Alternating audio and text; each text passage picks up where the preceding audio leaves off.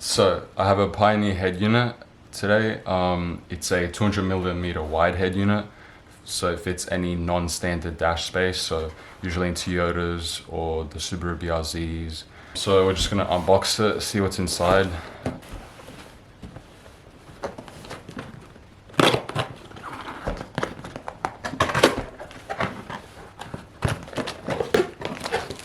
We have a microphone. It comes with a remote, some wiring stuff. This is a USB extender, extra wiring, some screws, just to install the brackets. Pretty huge manual. It's that's actually not that big, 70 pages. The head unit. My camera died in the first like 5 minutes of shooting because I forgot to charge it, so that's my bad. But here we have it's enclosed in front, the head unit, and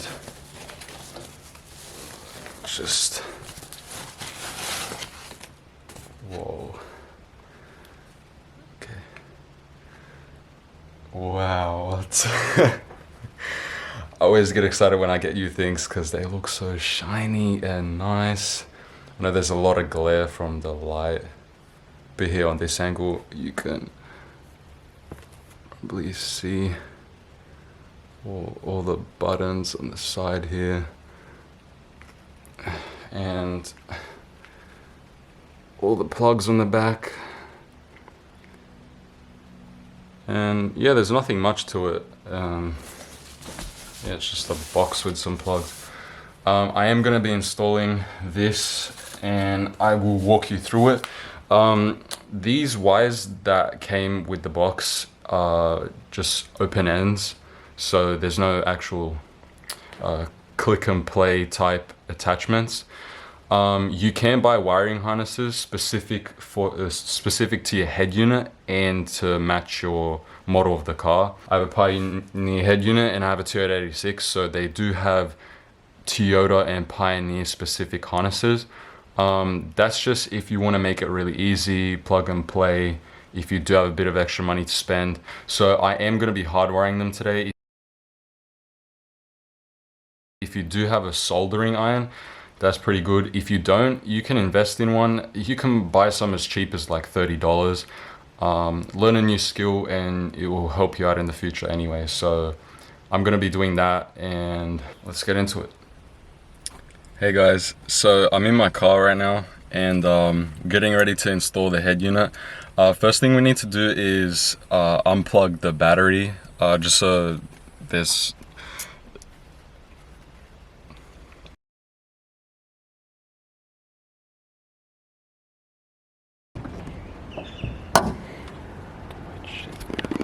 think about this.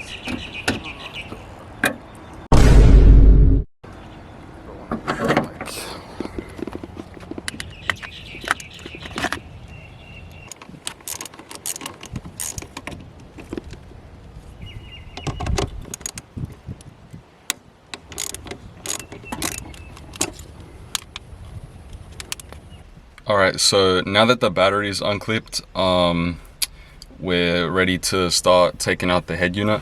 It's really simple. So alright, so what we have to do to access the head unit and like the bolts and brackets and stuff, there's this panel right here.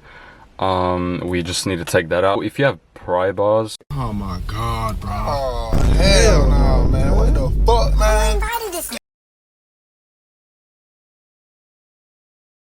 apply some pressure. I'm putting like my finger flat underneath and apply some pressure outwards. It should pop out. Then you can just go ahead and take the rest off if you want. There's just the clips at the back, and then now you have like straight side access, oh my god, to this whole panel. So I really quickly took that off. Again, there's just 4 clips. They don't break really easily, so you can be pretty aggressive with this thing. And so now it exposes the head unit and all the bolts. So bolt there, bolt behind there, and then the same two on the other side. Yeah, so you use your 10mm Lefty loosey, righty tighty. Okay.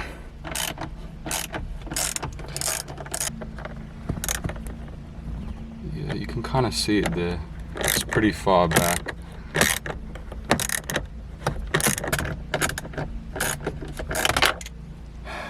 And wow, see that? That's my 10mm socket. I somehow got it disconnected from my extension and it has fallen in there. It sucks. So I'll just start with the first one I see. Yep, I can even do it one-handed, so you guys should be good with that. Yeah. And I did buy this wiring harness. Basically, it's 2 wiring harnesses.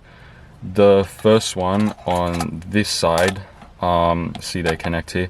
The first one on this side is your car specific. So depending on the model of the car, you'll buy a different harness that fits it. So I specifically bought one for Toyota, and you know, you guys pick one up for whichever one fits your car. And then this other side here, this is the side that goes towards your head unit, and they just come together nicely. And yeah, as I said before, makes it so much easier. All right, so I don't think it's too tricky. I think this is like the main plug.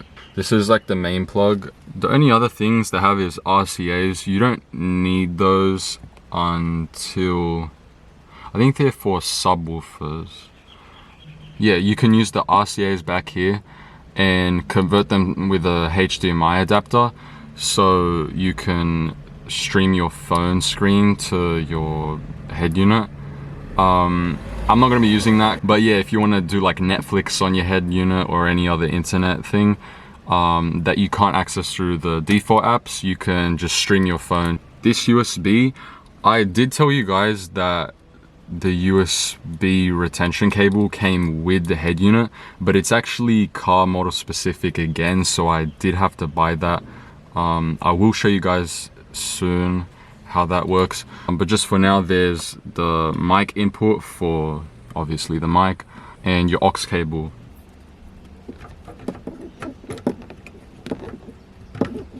I've plugged in the main cable for the head unit. Simple. I couldn't show it on camera because I don't have a tripod with me, but I'm sure you guys can figure it out. So the other 3 wires, so reverse brake cable, that's just for safety, so your head unit knows you're parked when using certain features on the head unit. There's the reverse, so it sends a signal to this wire when you're in reverse, so it can show your camera input, your reverse camera input. And VSS, I'm actually not sure what that is.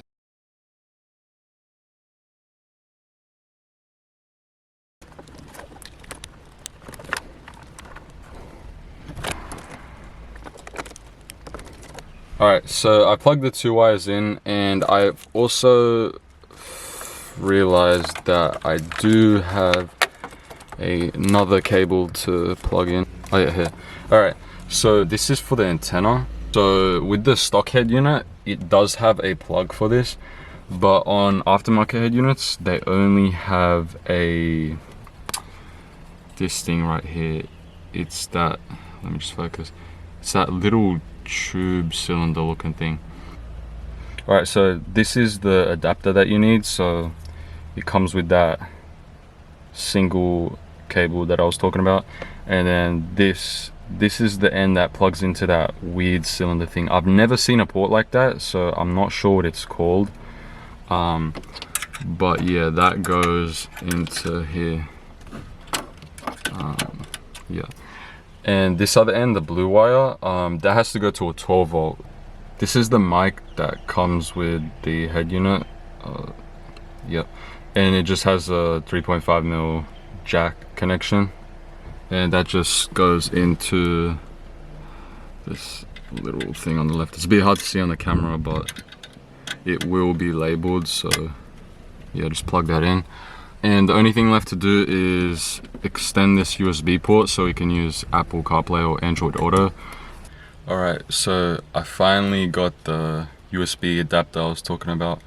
I did actually return the first one because I said it wasn't working, but I think it probably wasn't faulty. I did figure something out. So it has a gray housing on the outside, just so it can clip into the port in the Toyota, but the actual cables on the inside, it's not going to focus, but there is the 4-pin connector on the inside that just wasn't pushed far enough in.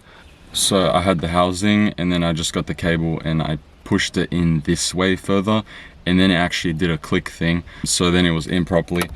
So if yours is not working and you want to return it, just double check that it's actually tight in there before you connect it to the Toyota. You should feel a bit of friction when you're pushing it in, so yeah. But now that that's solved, all you have to do to connect it is grab the gray port from the Toyota, and then you would get this adapter.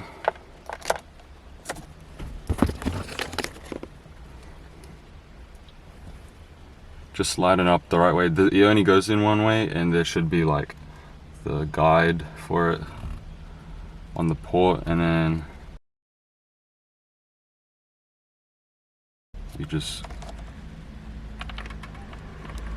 click the two pieces together. And see, that time when I did it, there was a lot more friction. The first time it was just an easy click, so I'm guessing the cable, the actual port inside, got pushed outwards, like back outwards.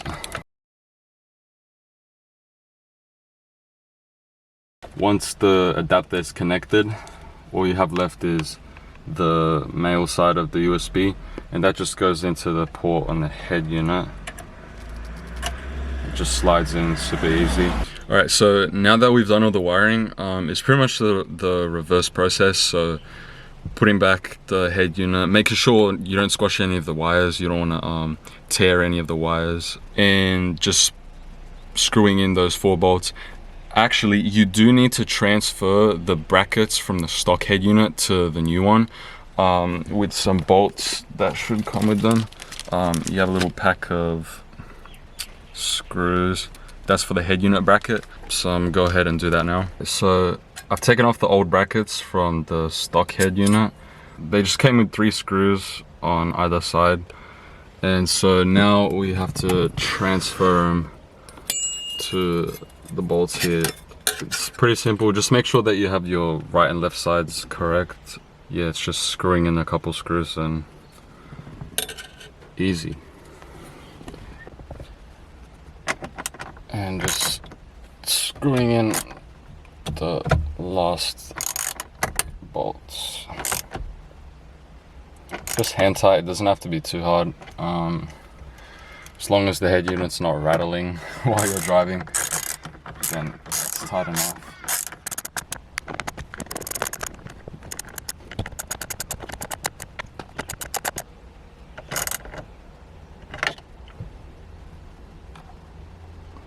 It's snug in there, so. Alright, so I finished screwing in the 4 bolts, and all that's left to do is snap back on your panel or the trim pieces. So you just get your trim piece and just line it up, and then it's just light press here and there, and it's snapped back in, and that's it. It looks pretty good. You know, buttons on the side, a little touchscreen. It's already getting dirty from me touching it. It looks really clean too. If you bought a 180mm wide head unit like the standard ones, you'd have to get a bracket that goes on either side. It's just this plastic piece that just fills in the space so you don't have a gap. It's okay, it doesn't look too bad, but it's never going to be as clean as a single head unit, especially considering the black plastic might not match your trim or anything else that you have going on in your car. Yeah, let's just turn it on. I'm gonna plug back in the battery. So I've plugged the battery back in. As you can see, the light up here works. Gonna turn it on for the first time. Hopefully nothing wrong happens. Please don't blow up head unit.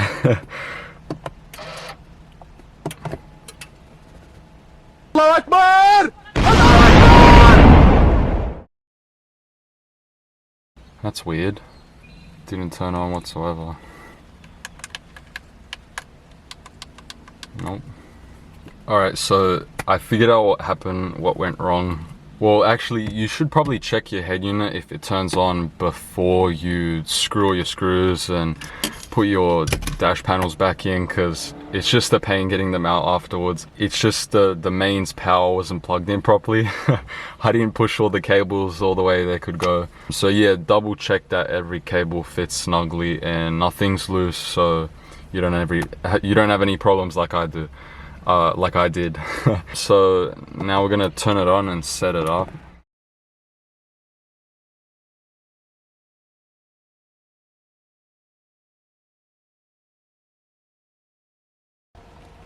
Yeah, the warning, and wow. This load up screen looks so much better than the stock 86 head unit looked like.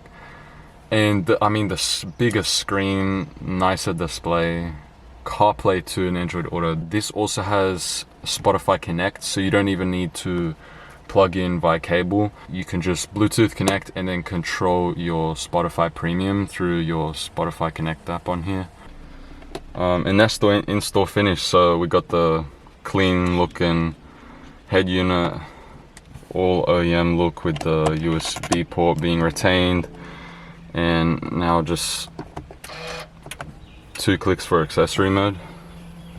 We just watch it load. The screen's a bit dirty. I have been using it. Just click OK. Yeah, it's just standard head unit. You got physical buttons on the side, which I like. Not the scroll wheel for the volume buttons, but it's fine, honestly. They're physical still, so at least you can feel them. And then you click this down arrow here, and it shows up the menu for all your input options. So Bluetooth, Spotify, your Apple CarPlay with the iPod, aux port, you can play around with that. You also have an EQ. It is grayed out now, but when you do connect to audio, you can use that EQ. I think it's a 13 band EQ. You also have multiple phone connections, so I only have my phone, one phone here, but you could do up to 5 in the memory, and you can do 2 connected at a time. So if you have your passenger and they want their phone connected to, you know, just in case they receive a call or something, you can do that. And if you go into settings, you can customize your background, the color. There's a bunch of other settings you can go through. I'm gonna try the Apple CarPlay out now though, so you just get USB for your phone and just plug it into the port here. I'm just gonna get my phone here.